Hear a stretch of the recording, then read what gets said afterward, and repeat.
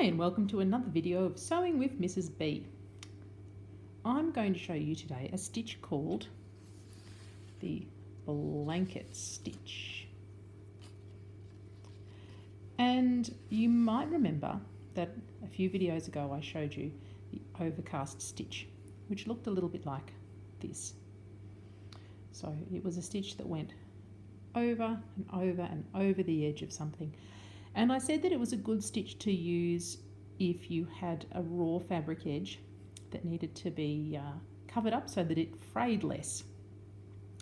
There's an even better option than an overcast stitch, which is still pretty good, but the better option, one that's a little bit more robust, just a bit neater, can also be used in a decorative way, is the blanket stitch. The reason why this one's a little stronger is that as well as the stitches that go over the edge, this one also has a line of thread, or it leaves a line of thread running along the very top. So it just adds that extra bit of strength to the raw edge of your fabric. The other really cool thing about this stitch is that it can look really pretty. It's a really nice decorative stitch. You get these lovely little lines. This stitch can also be used to make buttonholes. Old-fashioned buttonholes before sewing machines were very often worked using this type of stitch. You generally need to keep it very small and tight for a buttonhole. For decoration, you can have it as big or as small as you like. To stop fabric from fraying, if you were making this type of stitch in a garment, you'd want it to be fairly tight and close together. So, the blanket stitch.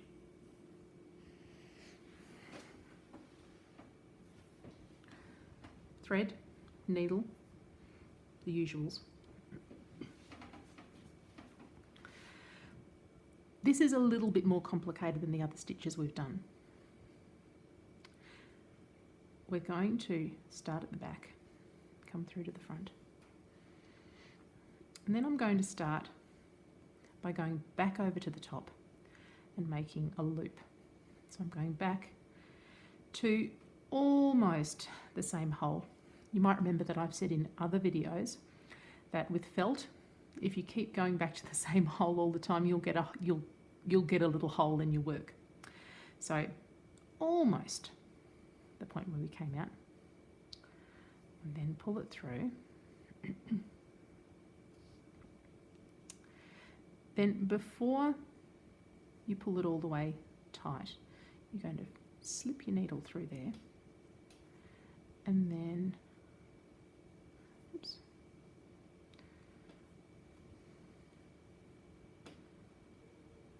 pull it to the edge. So can you see that I've now got a little loop that goes all the way over the raw edge there. So now it's the same stitch over and over. Use these fingers of your left hand to keep the thread out of the way. And we're going to go into the fabric and out the other side in stabbing motion, or better with the flat needle motion. Pull that through and then gently pull it so that you end up with this neat little box, minus the bottom bit, with a line of thread lying right on the edge of the fabric.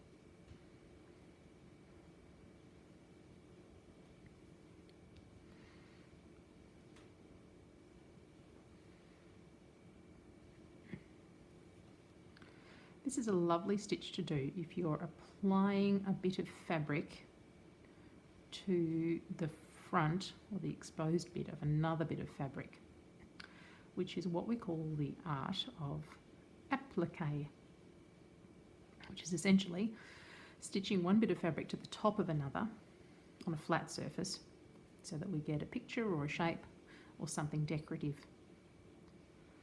So we go along, over, making that little loop, pulling it.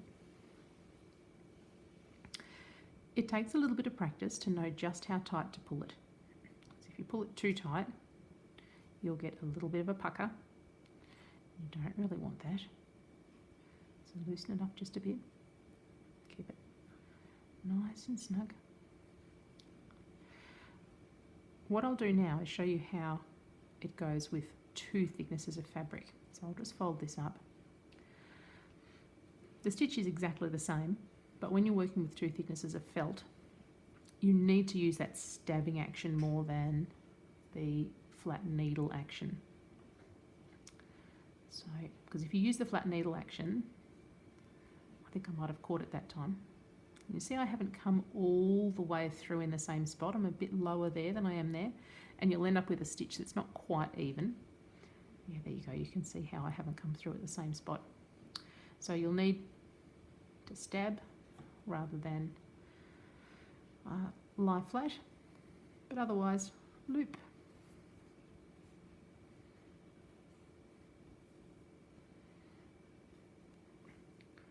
And stab, loop.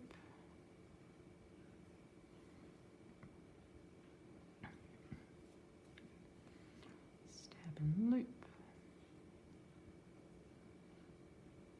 Stab, loop. You'll notice that I'm doing it a couple of different ways, and I think that's just because I'm used to doing it. There are sometimes when I leave the loop, or I hold it with these 2 fingers whilst I do the stabbing action, and then I come up. Or sometimes I leave the thread out of the way and I do the stab first. Doesn't really matter. You can do it either way, so long as you end up with the thread looped around the end of the other bit. And then when you're done, you want to do a little teeny anchoring stitch just to secure that end bit. And then you can either take this through to somewhere else. Let's go with this one. We'll go to the back of the work. So we'll imagine that this is something that we're working on where you can see the back and you can take the thread through to the back. So just like we did all those lessons ago, where we took a tiny little stitch in just the outermost layer of the fabric to anchor it, loop, loop, pull,